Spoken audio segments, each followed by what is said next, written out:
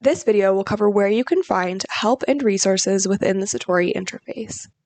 Satori 2.0 has built-in and easily accessible documentation of each processing and analysis step.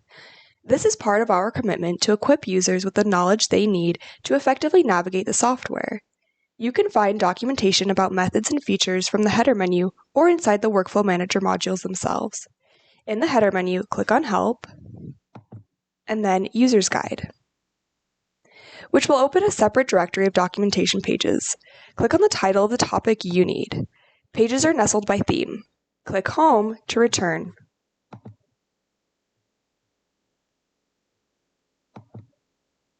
Another feature of Satori 2.0 is that the user guides are available within the Workflow Manager too. Let's open the Workflow Manager. You can right-click on the Workflow modules and click on the Help button that appears.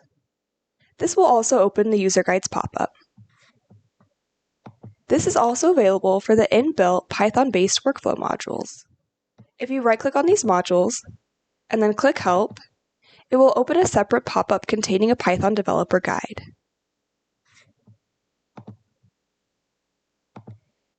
In addition to the user guides available from the header menu and workflow modules, we also have the Satori Getting Started guide and training videos to support your development within the software.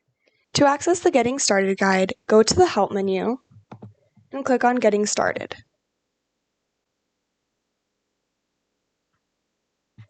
Fit the document to the window size and navigate through the pages with this button.